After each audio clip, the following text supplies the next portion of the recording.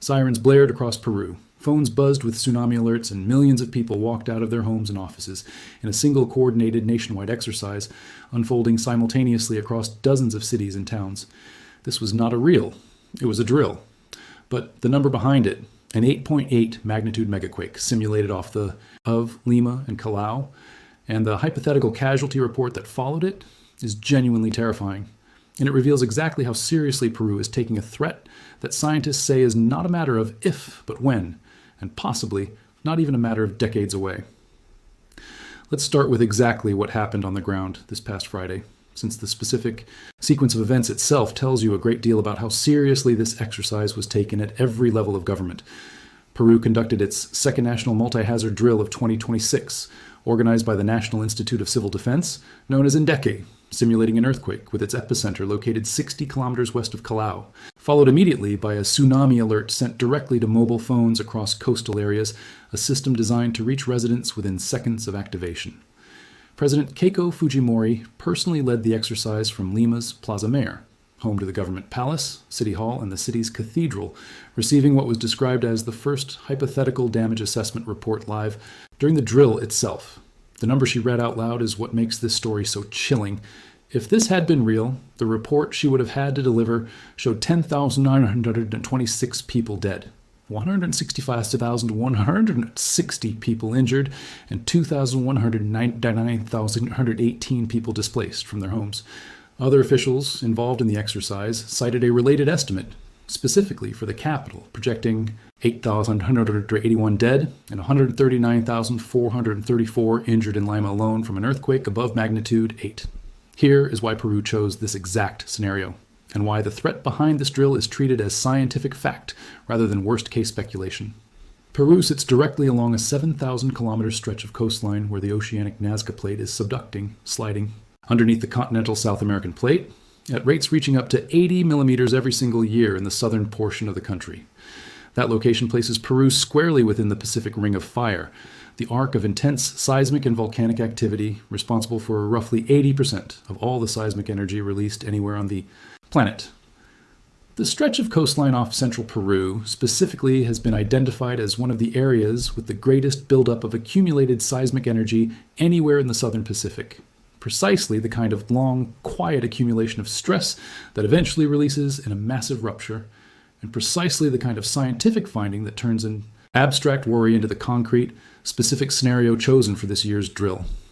Before we go further into exactly why this particular stretch of coastline is considered so dangerous, if breaking disaster preparedness stories like this one are exactly what you come here for, do yourself a favor and hit like and subscribe, because we cover developments like this the moment they happen. The timing of this drill was also deliberately chosen to carry historical weight. INDECI. This specific date to mark 19 years since the magnitude 7.9 earthquake of August 15, 2007, which struck the southern region of Ica and was followed by a devastating tsunami at the port of Pisco.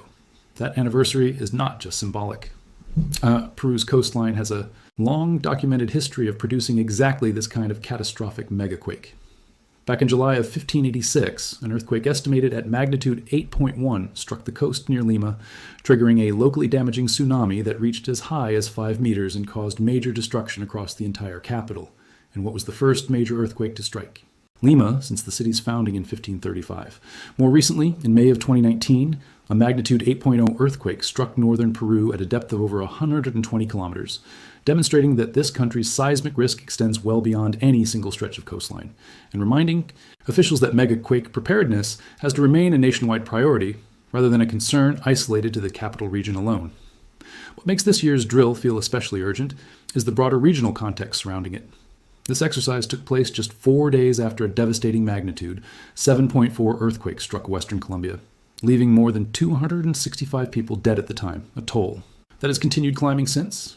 That Colombian disaster followed closely behind a catastrophic magnitude 7.5 earthquake that had already struck northern Venezuela months earlier, an event whose death toll has since climbed above 6,000 people. Peru's own natural hazard record has not been quiet either. Just 1 month before this drill, in July, the Andean region of Junin recorded a series of earthquakes that killed 5 people and destroyed homes. Destroyed homes, taken together, that string of recent deadly earthquakes across neighboring countries and within Peru's own borders, is exactly why officials chose to reinforced their warnings about megaquake risk with this particular exercise, rather than treating it as a routine annual drill disconnected from current events, since the same tectonic forces driving all of these separate disasters ultimately trace back to the same broader subduction dynamics playing out across the western edge of South America.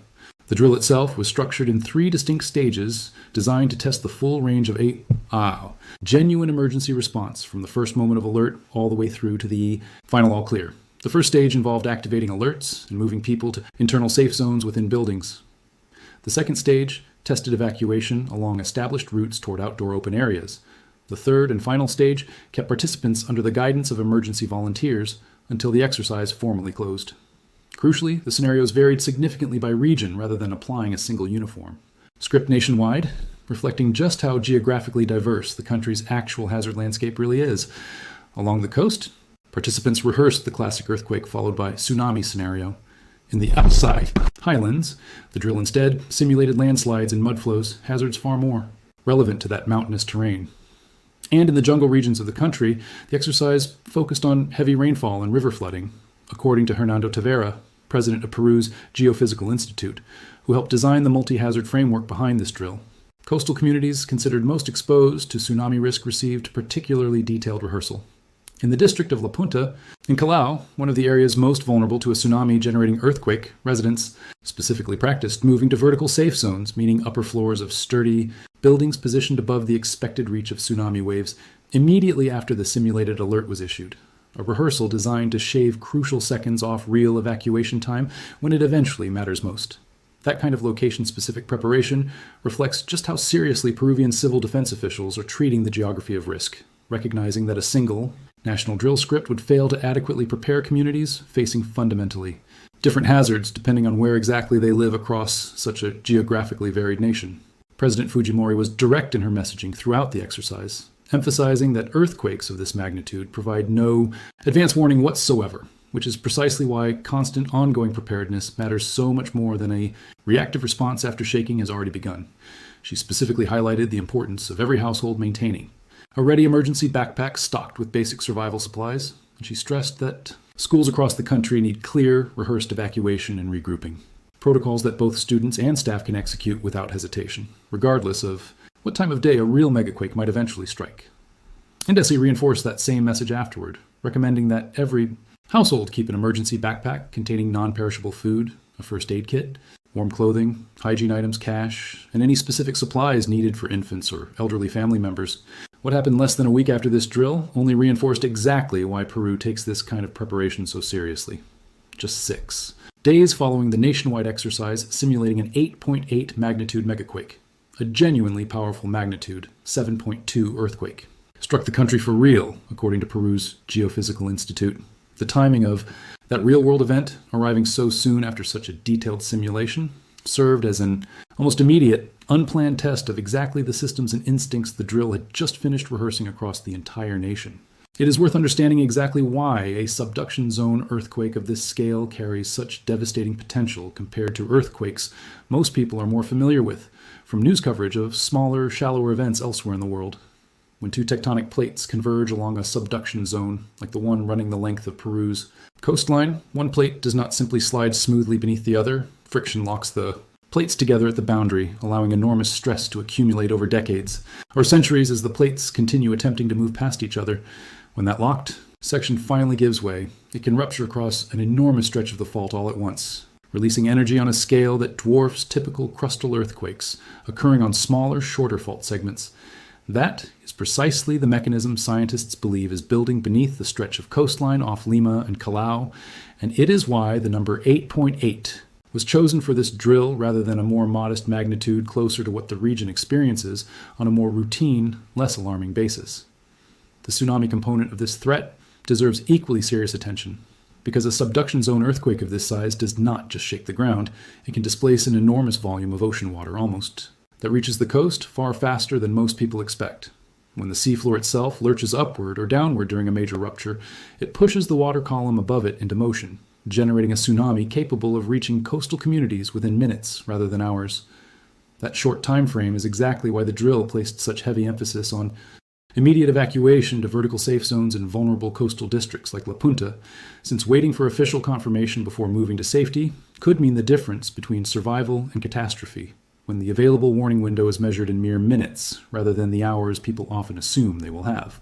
Peru's approach to this drill also reflects a broader shift happening across seismically vulnerable countries worldwide, where disaster preparedness increasingly relies on realistic, region-specific simulation rather than generic, one-size-fits-all evacuation drills, by tailoring each region's scenario to its actual dominant hazard, coastal tsunami risk, highland landslides, jungle flooding. INDECI's approach acknowledges that a single national emergency response plan would leave significant gaps in a country as geographically diverse as Peru, stretching from Pacific coastline through Andean highlands into Amazon rainforest, each zone carrying its own distinct set of natural hazards requiring its own tailored response protocol.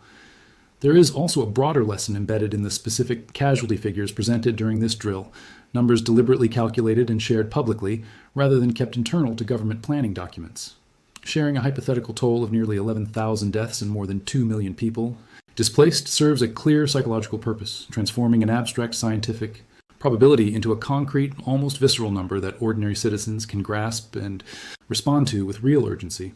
That approach mirrors similar strategies used in other seismically vulnerable regions worldwide, where officials have found that abstract earthquake probability percentages tend to generate far less public engagement and preparedness action than a specific, sobering casualty projection delivered clearly and publicly by a country's own head of state. For the millions of Peruvians who took part in Friday's exercise, and for the broader population living across one of the most seismically active countries on the planet, the message behind this drill extends well beyond a single afternoon of simulated sirens and evacuation routes. It is a recognition that the scientific evidence pointing toward a genuine 8.8 magnitude megaquake striking the central coast is serious enough to warrant a full nationwide rehearsal, complete with a hypothetical casualty report delivered by the country's own president, standing in the same historic plaza that has witnessed Peru's earthquake history unfold across nearly 5 centuries. If you want to stay ahead of major disaster preparedness stories and breaking seismic events before they hit the mainstream news cycle, make sure you like this video and subscribe to the channel, because we will keep tracking developments like this one as they continue to unfold across the region.